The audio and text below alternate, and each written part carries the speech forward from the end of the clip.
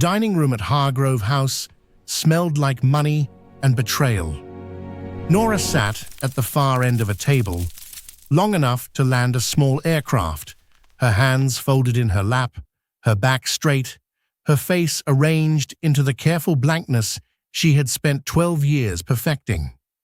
The chandelier above threw warm gold light across the white linen tablecloth, across the crystal glasses filled with a burgundy that cost more per bottle than most people paid in monthly rent, across the faces of the 8 guests Arthur had invited without telling her, and across the letter. It sat beside her bread plate, sealed, her name written on the front in Arthur's handwriting. He had placed it there himself, 20 minutes ago, just before the first course arrived. He had set it down with the deliberateness of a man playing a chess piece, and then he had looked at her and smiled. Arthur Hargrove smiled the way certain snakes moved, smoothly and with purpose. "We'll get to that after the soup," he had said. Nora had not touched it. She had eaten her soup, a pale consommé, clear as tap water, barely warm by the time it reached her end of the table. And she had listened to the conversation happening around her the way a person listens to a television in the next room. The words were recognizable. The meaning kept slipping away. At Arthur's right hand sat Cassandra Vole. Cassandra was 31. Nora knew this because Arthur's assistant had accidentally CC'd Nora on the birthday reservation email for a private room at Brasserie Séverin 3 months ago. Cassandra had the kind of beauty that required maintenance. The highlighted hair, the filled lips, the eyebrows shaped into permanent mild surprise. She wore a cream silk blouse that probably cost 4 figures, and she wore it with the comfortable arrogance of someone who had never had to check a price tag. She laughed at something Arthur said. The laugh was musical, practiced, and she touched his forearm when she did it, her fingers resting there for a beat too long. Nobody at the table seemed to find this unusual. Nora's hands were still in her lap. Under the table, her thumb pressed into her palm hard enough to leave a mark. The main course arrived. Kobe beef, sliced thin, served on a black slate with a reduction that smelled of red wine and black truffle. Beside each plate, a small mountain of shaved truffle, dark and extravagant, the smell of it filling the room like something ancient and expensive. The guests around the table made sounds of appreciation. Arthur cut into his beef with the focus of a man who believed he had earned this. Cassandra ate with small, precise bites, dabbing the corner of her mouth with her linen napkin. Nora's plate sat in front of her. She cut a piece of beef. She put it in her mouth. It tasted like absolutely nothing. "Nora," Arthur's voice carried down the table without effort. He had a voice built for carrying. "I think now is a good time." Every face at the table turned toward her. Nora looked at the letter. "Go ahead," Arthur said. "Open it." The envelope was cream-colored, heavy stock. She picked it up. The flap had been sealed with actual wax. Arthur's family crest, a habit he'd picked up after hiring a personal branding consultant 2 years ago. So she broke the seal with her thumbnail and pulled out a single folded page. She unfolded it. She read the first line. Then she read it again. The table waited. "Welcome back. If you love stories about justice and incredible turns of fate, please hit that like and subscribe button. Comment below and let us know. What city are you watching from tonight?" The letter was written in the third person, which was the detail that hit her hardest. Not you, but she. As though Nora were being discussed by someone standing just outside the room, someone who found her faintly embarrassing. She acknowledges that her presence at social functions has been a source of discomfort. She recognizes that her conversation, her presentation, and her general manner fall below the standard expected in this household and among its guests. She therefore offers this apology to those who have had to endure her company for the inconvenience of her existence in a life she was never truly suited for. She signs this of her own free will. Nora Hargrove. There was a line at the bottom for her signature. Arthur was watching her from the head of the table. That smile, smooth, purposeful, had not moved. "We thought it was only right," he said, as though we were the most natural word in the world. As though Cassandra Vole, who was now examining her own fingernails with studied calm, were already the woman of this house. "You've been making things uncomfortable for a while now, Nora. This is just a way of clearing the air." The room was very quiet. Someone's fork clinked against their plate. Nora looked at the letter. She looked at the signature line. She looked at Arthur. She looked finally at Cassandra, who met her gaze with the cool, level expression of someone who had already decided how this evening would end. Then Nora set the letter down on the table. She set it down flat, smoothed it once with her palm, and pushed her chair back from the table. The chair legs scraped against the marble floor, a sound that seemed to go on longer than it should have. She stood up. "The beef," she said to no one in particular, "is underseasoned." She walked out of the dining room. Behind her, she heard Arthur say something to the table. She heard laughter, careful, social laughter, the kind that means everyone has agreed to pretend something didn't happen. She heard Cassandra's voice, low and smooth. She did not hear what was said. She was already in the hallway, walking toward the staircase, her heels silent on the runner rug she had chosen herself 7 years ago from a workshop in Istanbul. She walked upstairs. She went into the room she still thought of as her sitting room, even though Arthur had moved her out of their shared bedroom 14 months ago and into the guest suite at the end of the hall. She sat down in the chair by the window. She looked out at the garden. The garden lights were on. The topiary was perfectly shaped. The roses she had planted along the east wall were bare now, it being February, the canes dark against the pale gravel. Her hands were not shaking. That was the thing she noticed. She had expected her hands to shake. They were perfectly still in her lap, and she stared at them for a long moment, surprised by their steadiness. The way you might be surprised to find a room exactly as you left it after a very long time away. She thought about the letter. She thought about the signature line. She thought about the company.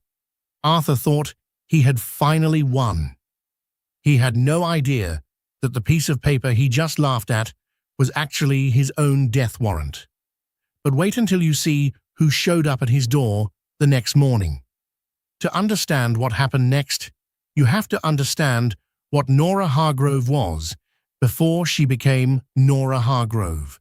She was born Nora Whitfield in a 2-bedroom apartment above a dry cleaner's on the east side of a mid-sized city that nobody wrote songs about. Her father drove a delivery truck. Her mother kept the books for 3 small businesses in their neighborhood, working at the kitchen table after dinner, the adding machine clicking in the dark. They were not poor in the way that leaves marks on the body. They were poor in the quieter way, the way that means you learn to repair things instead of replacing them, to wait, to plan, to measure twice. Nora had been very good at school. Not the kind of good that gets noticed easily, not the dazzling, front-of-the-class good, but the deep kind, the kind that compounds quietly over years. She had a talent for understanding how things connected.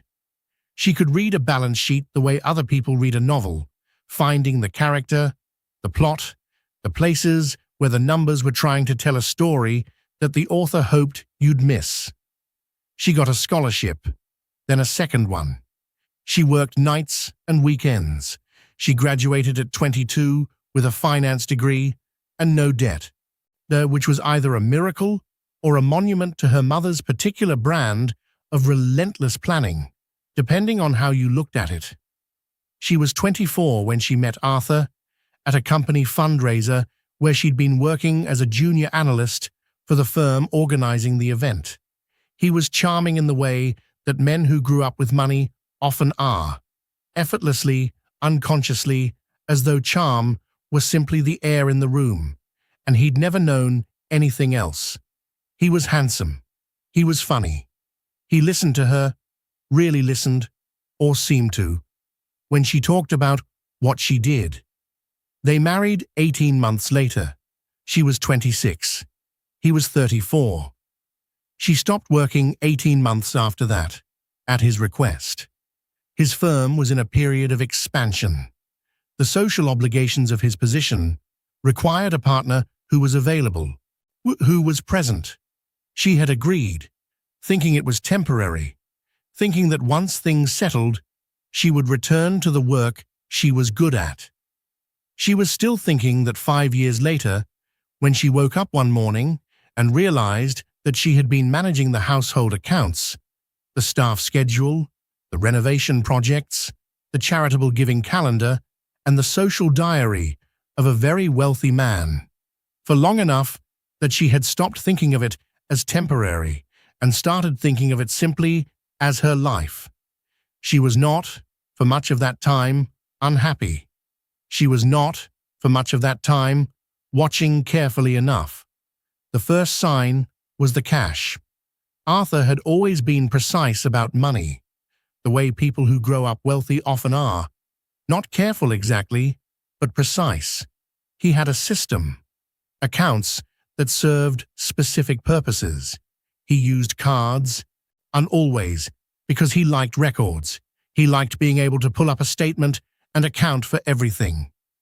Then one March, she noticed he'd started making cash withdrawals. Regular ones, not enormous amounts, 300 here, 500 there, but regular, and in a pattern that didn't match anything she could identify in their actual spending. She didn't ask about it immediately. She filed it away. She watched. Then came the early mornings. Arthur had never been a morning person. In 12 years of marriage, he had rarely been at his desk before 9.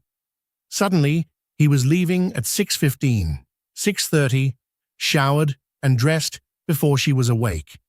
He said the firm was restructuring. He said there was a new client in a different time zone. These were plausible explanations. They were also the exact explanations a man uses when he has built himself a parallel schedule. Then came the silences. Not the comfortable silence of a long marriage, but the other kind. The silence that has a shape in it, a shape that felt, when Nora pressed against it, like a person standing just on the other side of a door. She had asked, once, directly on a Sunday morning in October, the coffee still warm in her hands, the autumn light coming through the kitchen windows the way it always did, honey-colored and slanted. "Is there someone else?" Arthur had looked at her with an expression she hadn't been able to read, which was unusual. She had always been able to read him. "What kind of question is that?" he'd said. She'd waited. "You need to stop creating problems that don't exist," he'd said. He'd picked up his phone and walked out of the kitchen, and that was the end of it. She had not created the problem. She had simply named it. What Arthur did not know, what he had never thought to look for, because he had always assumed that Nora's life before him was merely a prelude to her life with him, was that in the quiet of the 6 years she had spent managing the household, Nora had also been doing something else. Her mother had left her, when she died, 11 years ago, a sum of money. Not enormous, $52,000, accumulated over a lifetime of kitchen table accounting and the particular stubbornness of a woman who believed that the only money that mattered was the money you never told anyone about. Nora had taken that money and done what her mother had taught her to do with any resource. She had been patient, just she had been precise. She had looked at what things connected to what. She had started with a small stake in 3 commercial properties in a city 2 states away, purchased through a holding company she'd set up with the help of a lawyer she'd found, not through Arthur's contacts, but through her own. A woman named Patricia Osei, who worked out of a quiet office above a bookshop and who had, over 11 years, become both Nora's attorney and one of the few people she genuinely trusted. The properties had done well. She had reinvested. She had moved into a second sector, then a third. She had made 2 decisions early on that had seemed, at the time, conservative and unexciting, and that had turned out to be the decisions that changed everything. A stake in a logistics company that went public 4 years later, and a real estate fund that had benefited from a market shift that nearly everyone else had missed, and that Nora, reading her numbers at the kitchen table the way her mother had taught her, had seen coming 8 months before it arrived. The holding company was called Whitfield Capital Management. Its total assets, as of the last quarterly report, were $10.4 billion. Arthur Hargrove, who ran a mid-sized private equity firm with a good reputation and a comfortable portfolio, was worth approximately $60 million. He believed he was the wealthy one in this marriage. He had never thought to check. The man who appeared at the door of Hargrove House at 9 the following morning was named Dennis Fry. He was 63, compact, with the kind of face that had once been handsome and was now merely sharp. He wore a dark suit, and he carried a leather briefcase that was not new but was very well maintained. He was Patricia Osei's litigation partner, and he had spent 37 years dismantling the legal positions of people who thought they could not be dismantled. Arthur came to the door himself, because the housekeeper had the morning off, and because Nora had left at 6 a.m. with 1 suitcase. "Mr. Hargrove," Dennis Fry said, "I represent Whitfield Capital Management and its sole owner, your wife, Nora Hargrove. I'm here to discuss the terms of your separation." Arthur stared at him. "She filed this morning," Dennis said, and handed him an envelope. Arthur took it. He looked at it. He looked at Dennis Fry. "Whitfield Capital," Arthur said slowly. "Yes." There was a long pause. "That's—" Arthur stopped. Something was happening behind his eyes. The arithmetic being done, and then redone, and then done again, because the answer kept coming out wrong. "That's the Whitfield Capital, the logistics people, the real estate, among other holdings, yes." Arthur looked at the envelope in his hand. "Nora owns Whitfield Capital," he said, not as a question, as a man saying a sentence out loud to hear whether it makes sense. "She founded it 11 years ago," Dennis Fry said pleasantly. "She has been its sole director and primary decision-maker throughout that period. She has done very well. You'll find the full asset disclosure in the packet. I'd encourage you to have your own counsel review it at their earliest convenience." He paused. "Given the prenuptial agreement you asked her to sign in 2013, and you'll find that your claim on those assets is limited to the portion attributable to the duration of the marriage, calculated on a formula detailed in Exhibit 3. Arthur's face had gone through several colors. It was currently somewhere between white and gray. "The prenup she signed," Arthur said. "Yes. The one protecting your assets from any claim she might make. It works both ways, Mr. Hargrove. Your attorney should have explained that." Dennis Fry picked up his briefcase. "Have a good morning." He walked back down the front steps. Arthur stood in the open doorway of Hargrove House, holding the envelope in his bathrobe, while February air moved past him into the hall. Nora, at that same moment, was sitting in a room she did not belong in. She had meant to go to a hotel. That had been the plan. A quiet, clean hotel, and 3 nights while things were arranged, and then to Patricia's spare room if needed, and then to the corporate apartment that Whitfield maintained in the financial district. The plan had dissolved at a bus stop at 7 a.m. She had hailed a cab. The cab had been taking her toward the hotel district when it was rerouted by a water main break, through streets she didn't usually see from the inside of cars. Narrower streets, older buildings, the morning crowds moving differently here, more purposefully. The kind of crowds that were not going to breakfast meetings, but to shifts. She had looked out the window and seen a cafe with its lights on and steam on the glass, and on an impulse she'd had no name for, she'd asked the driver to stop. The cafe was called Lucy's. It was the size of a generous living room. The floor was cracked tile, and black and white, worn smooth. The counter was formica. The smell was of coffee, real coffee, and something frying, eggs maybe, and bread. The deep warm smell of bread in a pan with butter. She sat at a table by the window with $4 in her purse. She had cards, of course. She had access to more money than she would ever be able to spend. But $4 in cash, and she didn't want to be Nora Hargrove this morning. She didn't want to be Whitfield Capital Management. She wanted to be nobody, sitting at a table with $4, drinking coffee while the city woke up. The woman who brought her coffee was about 60, with her hair pinned back and an apron that had been washed so many times it was no longer a color, but an idea of a color. "You look like you slept in that coat," the woman said. "I didn't sleep," Nora said. Eggs?"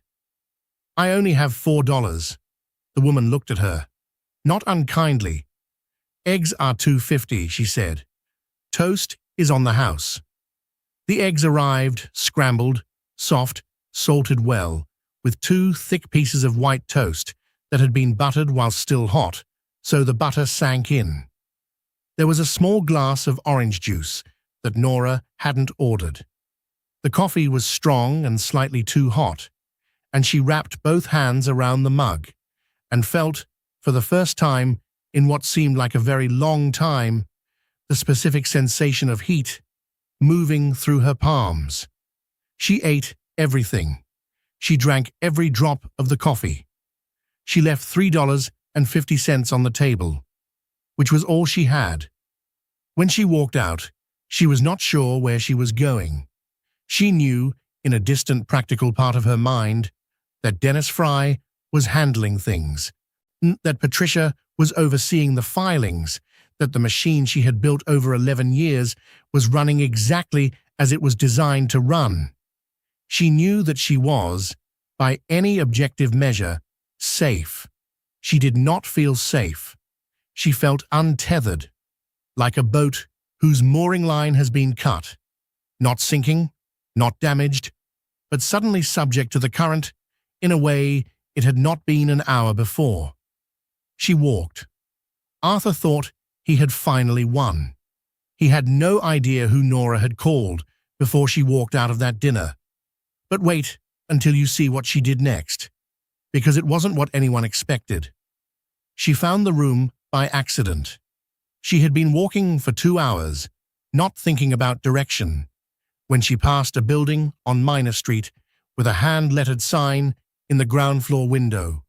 Room for rent. Weekly. Ask inside.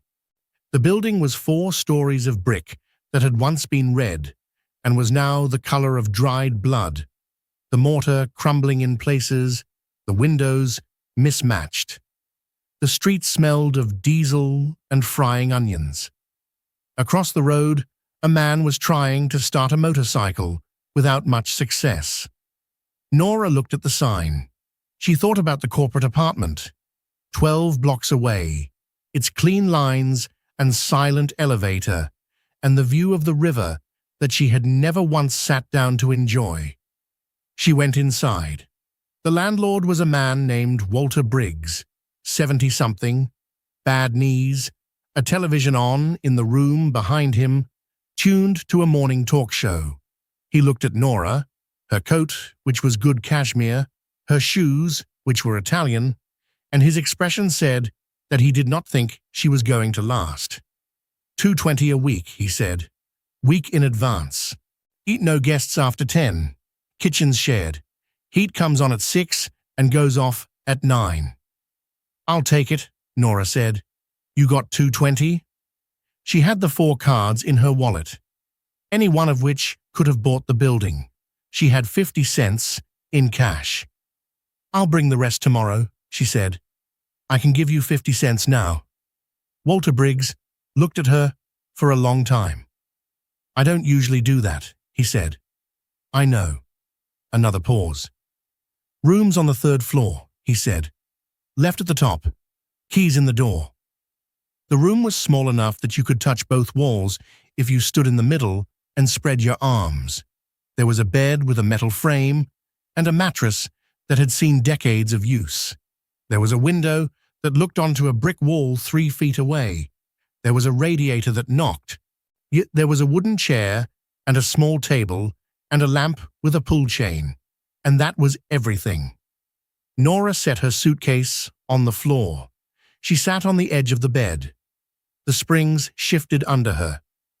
The mattress smelled faintly of someone else's sleep. She sat there for a while, without moving. Then she lay back, still in her coat, still in her shoes, and looked at the water-stained ceiling. Somewhere in the building, someone was cooking. The smell of it came up through the floor. Garlic, something heavy and savory. The smell of food, made without looking at a recipe. The smell of food, made by instinct. Her mother's kitchen had smelled like this. The dry cleaners below had mixed with it sometimes, that particular chemical sweetness.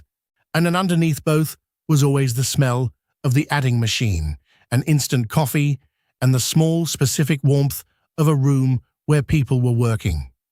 She had not cried since the dinner table. She did not cry now. She breathed in the smell of someone else's cooking, and she thought about what she was going to do. She lasted 11 days on Minor Street. In some ways, those 11 days were the first time she had been fully herself in 12 years. She woke early, ate in the shared kitchen, oatmeal mostly, and whatever Walter left in the community bowl of fruit, and walked the neighborhood. She talked to people. She talked to a woman on the 4th floor named Dolores, who worked a double shift at the laundry 2 blocks away, and who had 3 children, and a laugh that could reorganize the furniture of a room. She talked to the man from the ground floor, who sat on the stoop every evening, a retired transit worker named Benny, who knew the history of every building in a 6-block radius and told it without anyone asking. She wore old clothes she'd bought from the thrift shop around the corner, a canvas jacket, work boots, a grey knit hat pulled down. She looked, she thought, like someone who might live here. She felt some mornings like she might be someone who could live here. But she was not. She had not brought enough cash. She had meant to. She had told herself she would go, just once, to an ATM, just enough to pay Walter for the next week. And then she hadn't. She had kept not going. She was not sure why. It felt in some way she couldn't articulate, like the act of retrieving the money would make her something other than what she was trying to be in this room, on this street, in these 11 days. She forgot to pay the rent. She did not forget exactly. She knew it was due. She watched the day arrive and watched it pass, and she told herself she would sort it in the morning. And then morning came, and she went walking, and she came back, and she sat in the small room, looking at the brick wall through the window. And the day ended. Walter knocked on the third morning after the due date. He stood in the doorway with his bad knees and his measured expression and his hands folded in front of him. "Miss Hargrove," he said, "I'm going to need the room back." She looked at him. "You've been a good tenant," he said. "I didn't have trouble with you, but I got a family coming, a mother and 2 boys from the building on Green that's having the code issues, and I can't hold the room without the money." "Walter, I know you got money somewhere," he said, not unkindly, not cruelly, the way an adult speaks to someone who has been doing something they understand but cannot allow. "That coat is worth more than this room for a year, but I got a family that needs the space, and I need the money. I'm sorry." She didn't argue. She sat on the edge of the bed one more time, her hands in her lap, and she looked at the room, the chair, the table, the lamp with the pull chain, the water stains on the ceiling she had memorized over 11 nights. And she felt something happening in her chest. Not grief exactly, something more precise than grief, like a structure settling, like something finding its final position after a long period of movement. She had walked out of Hargrove House with no plan except to not be there. She had walked into this room with nothing but 50 cents and a cashmere coat. She had been for 11 days, nobody in particular. Not Nora Hargrove, not Whitfield Capital Management, not the wife, not the wronged party in a separation filing that was currently generating significant anxiety in the offices of Arthur's legal team. Just a woman in a small room, listening to someone cook downstairs. She packed the suitcase. She went downstairs. She handed Walter the key. He held it a moment, then said, without looking at her, "You take care of yourself." "I will," she said. She went to the ATM on the corner and took out $1,000. She came back and left $500 in an envelope under Walter's door with a note that said, "For the Minor Street family. Put them in a good room." Then she walked to the corporate apartment, went up in the clean elevator, stood in front of the floor-to-ceiling window, looking at the river she had never sat down to look at. She looked at it for a long time. Then she called Patricia. "I'm ready," she said. "How ready?" Patricia said. "Tell me what we have." Arthur thought Nora's silence meant surrender. He had no idea that the woman he'd tried to break at that dinner table was about to walk into the most important meeting of both their lives. But wait until you hear what she said in that room, and what she put on the table. The conference room at Osei and Fry occupied the 14th floor of a building that had been recently renovated, an all-glass and polished concrete, the kind of space that communicated without saying anything that the people who occupied it did not lose. Arthur arrived with 2 lawyers. He was dressed the way he dressed for any high-stakes meeting, dark suit, sober tie, his face composed into the expression of a man who was prepared to be reasonable and expected the same in return. Cassandra was not with him. This was his professional face, not his social one, and whatever was happening with Cassandra, it was not for this room. He had spent the 2 weeks since Dennis Fry appeared at his door doing one thing, researching Whitfield Capital Management. The more he'd found, the quieter he'd become. His senior partner had described it as watching a man trying to measure a room that kept changing size. The assets were real. The portfolio was real. Yet the holding structure, elegant, conservative, brilliantly constructed over a decade, was completely real. Nora had built something. She had built something extraordinary quietly, while he was sleeping beside her, and then while he was sleeping beside Cassandra, and he had not known.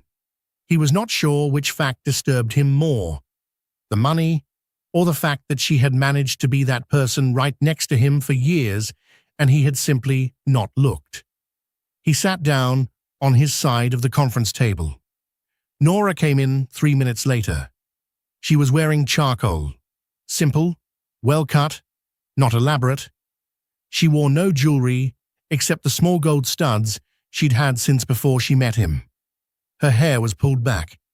She looked like what she was, a woman who was done with things taking longer than they needed to. She sat down. Patricia Osei sat beside her.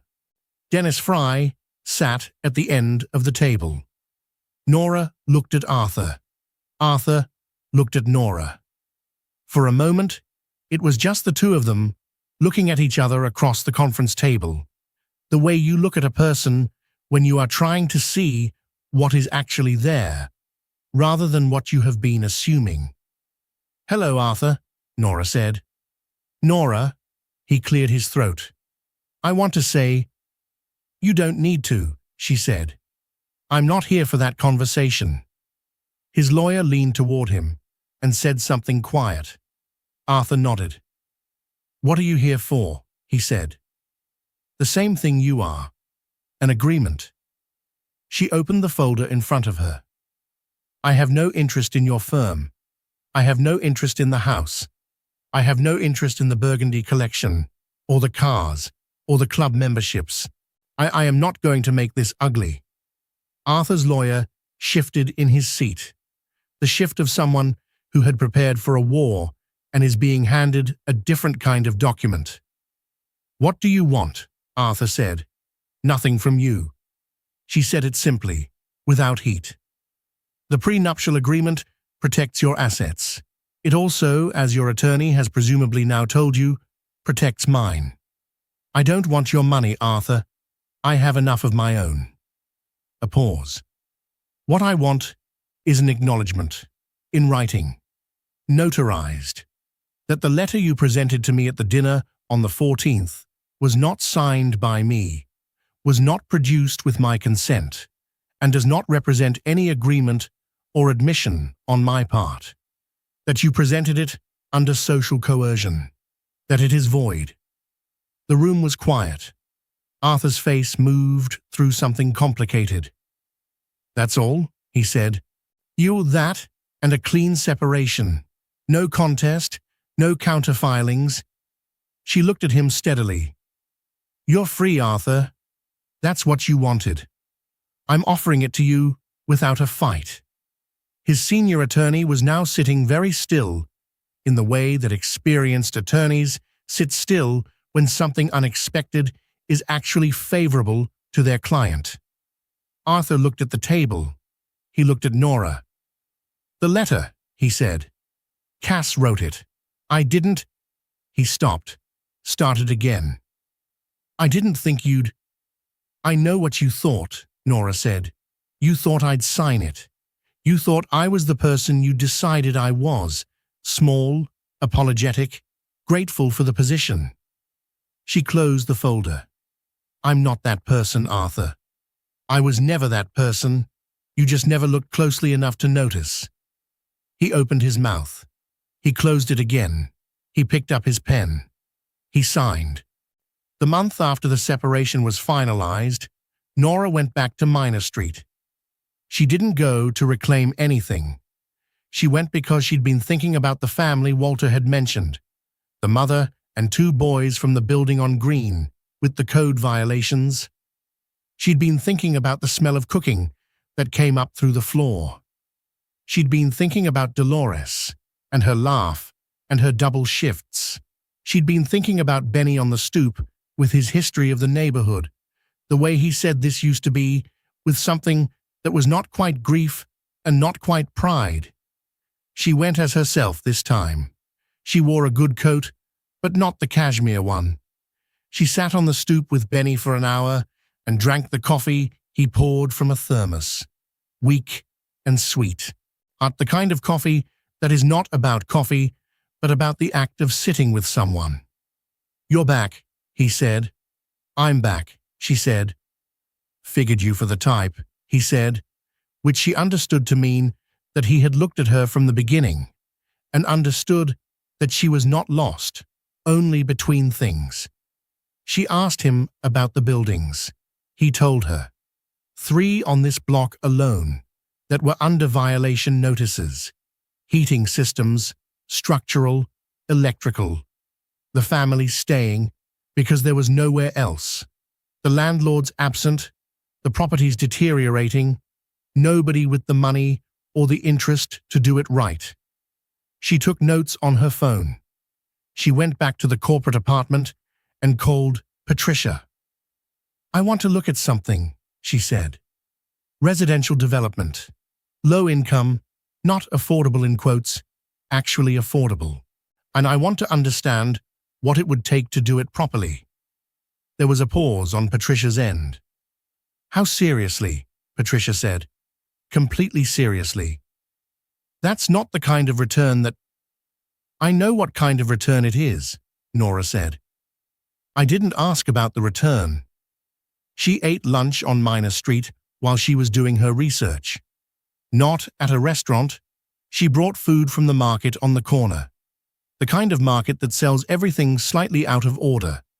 Produce next to cleaning supplies, next to a rack of second-hand DVDs.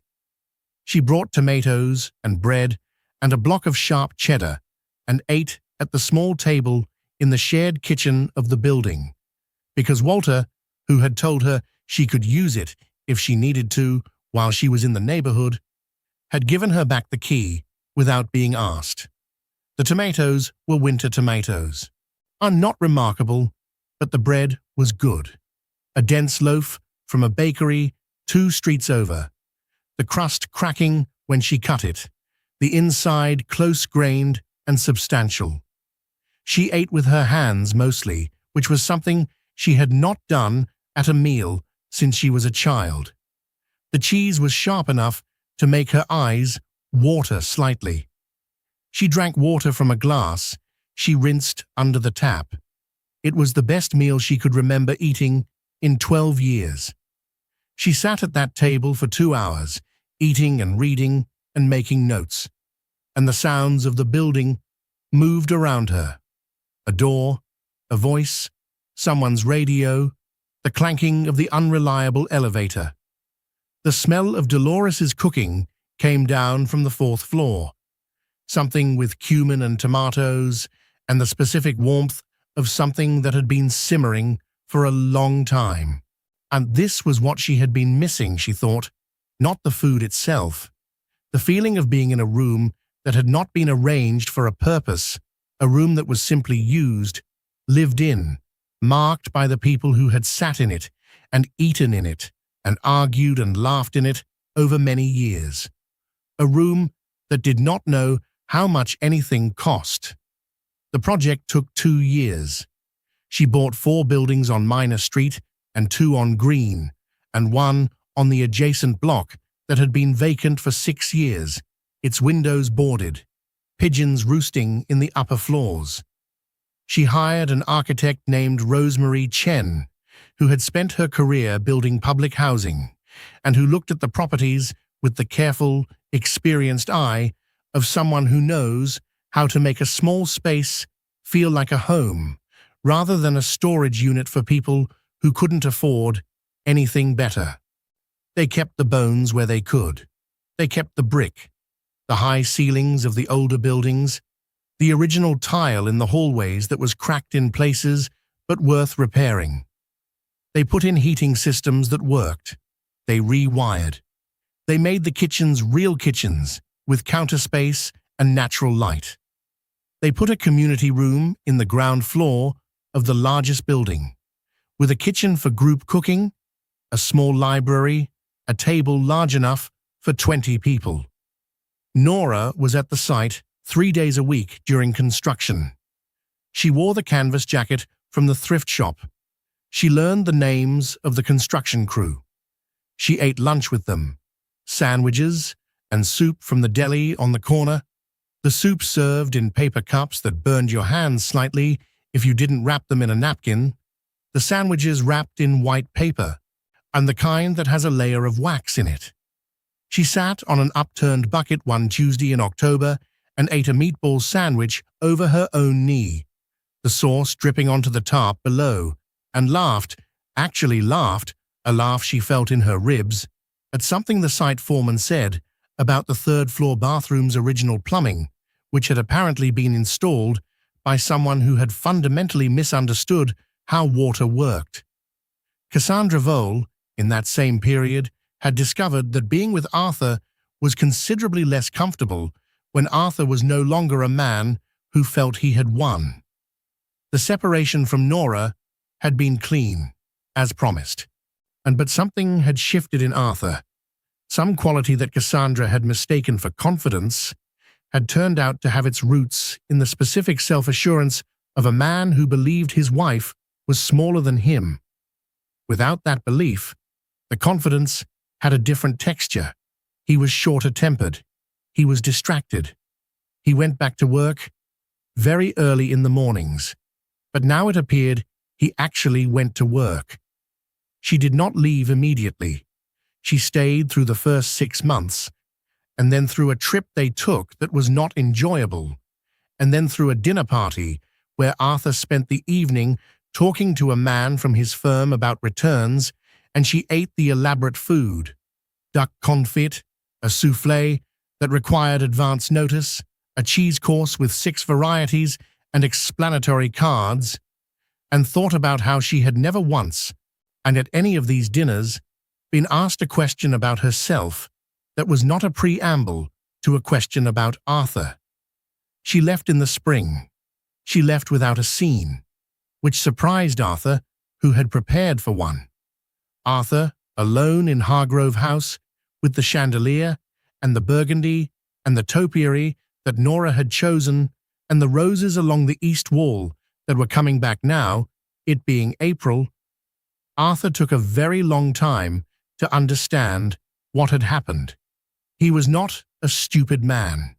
He had simply been, for a very long time, a man who looked at the world with a framework so complete and so comfortable that there was no gap in it through which reality could enter uninvited. Nora had been in a gap.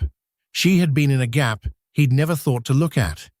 He thought about this on an evening in May, sitting at the long dining room table, alone with a glass of the burgundy and a plate of food that the caterer had delivered. Good food, technically, lamb and roasted vegetables, the kind of meal that required expensive ingredients and professional preparation, and that tasted, eaten alone at a table designed for 12, like something performed rather than cooked. He put down his fork. He picked up his phone. He almost called her. He sat with her number on the screen for a full minute. He put the phone down. He ate 3 more bites of the lamb. He drank the rest of the burgundy. He cleared his own plate because the housekeeper had gone home.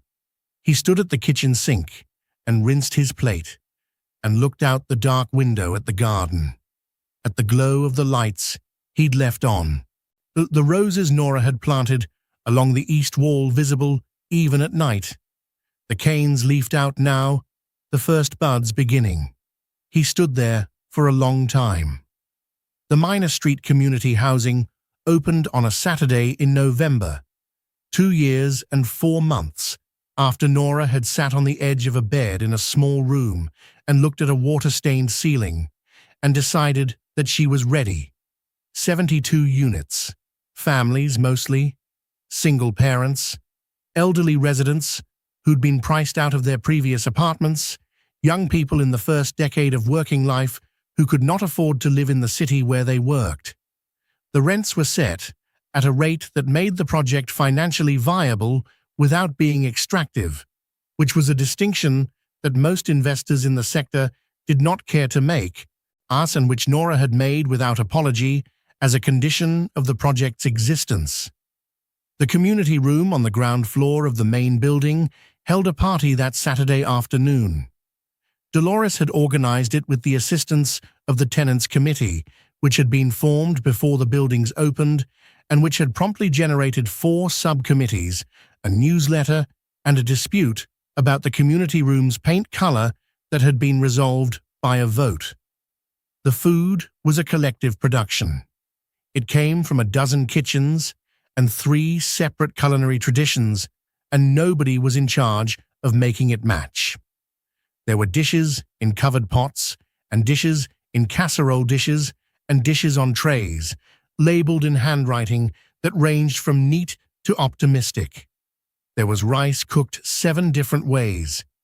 There were things fried and things slow-cooked, and a dessert table that had appeared somehow without being planned.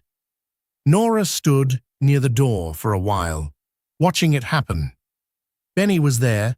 He had, as it turned out, known the building since the 70s, and he had information about its structural history that had proved genuinely useful to Rosemarie Chen.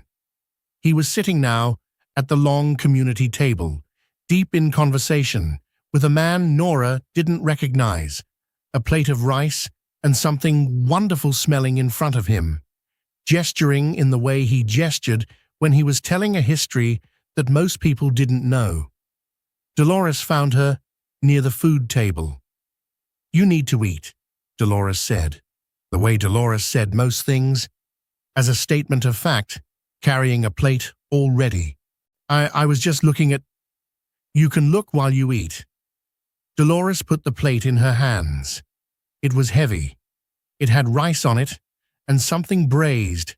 Oxtail, she thought, dark and soft, the sauce dense with the hours it had spent becoming itself, and a scoop of something yellow and comforting that turned out to be Dolores's mother's recipe for corn pudding, which was sweet in a way that had nothing to do with sugar and everything to do with the memory of a kitchen where it was always being made. Nora ate standing by the window. The flavor moved through her like something she'd been waiting for without knowing she was waiting.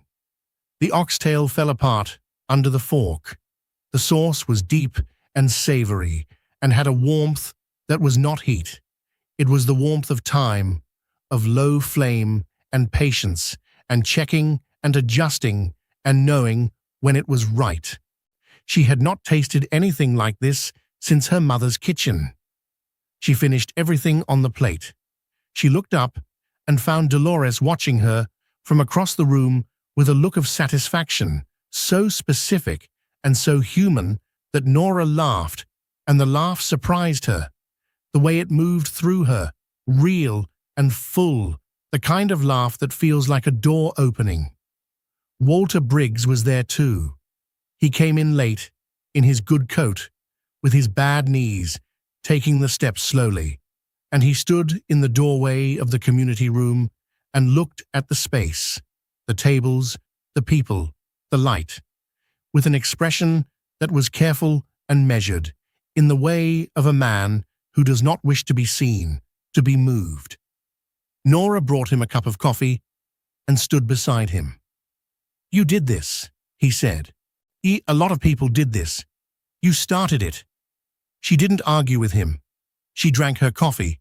He drank his. They stood together and watched the room. "The family," she said. "From your building. The mother and the boys." "Third floor," he said. "Room on the left." A pause. "Same room you had." She nodded. "Good room," she said. "Better now," he said.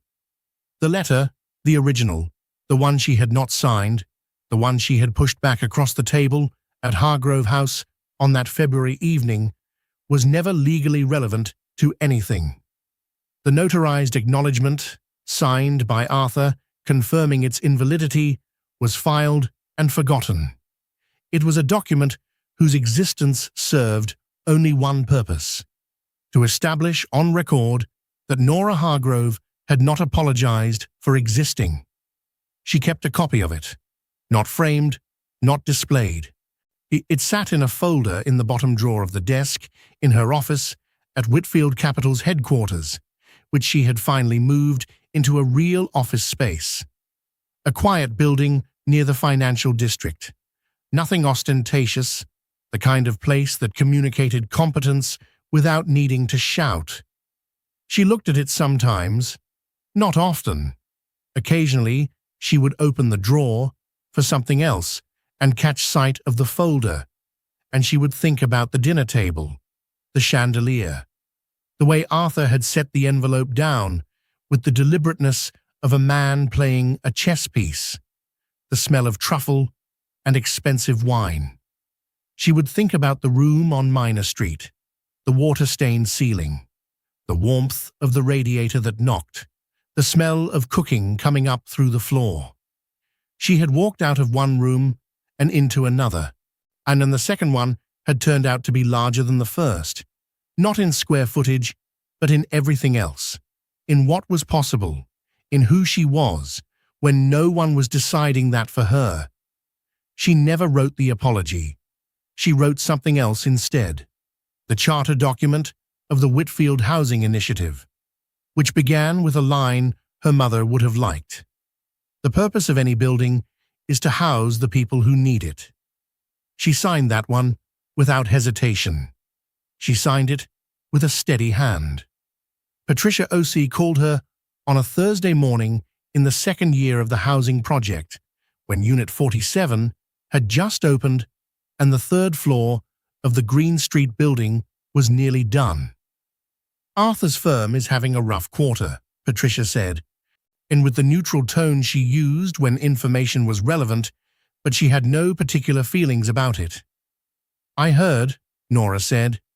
"He reached out, actually. Not about money. He wanted—" Patricia paused. "He asked if you were well." A silence. "What did you tell him?" Nora said. "I told him I wasn't authorized to share information about my client." Nora smiled. "That's accurate," she said. "She was well. She was, in fact, better than well, though she would not have said that word, because it was the kind of word that invites the question of compared to what, and she had stopped measuring herself against a version of life that had been designed to make her feel like a comparative failure. She was simply herself. She was busy. She was useful. She was, most mornings, getting up with something to do that mattered, which was not a small thing. It was, she had come to understand, not a small thing at all. She walked to work most days, through streets she knew now, past the deli and the market and the bakery that sold the dense bread she'd been buying for 2 years. She stopped sometimes at Luce's, which was still there, still small, still the particular color of worn tile and warm steam. She had coffee. She left a good tip. She did not leave her name. She was nobody in particular, standing at the counter with a cup of coffee in both hands, the heat moving through her palms, watching the city wake up. She was exactly herself, and that was more than enough. That was an incredible journey. What was the best part for you? When the letter dropped, or when she built the new housing project? Let us know in the comments. Please like and subscribe to help us bring you more stories like this.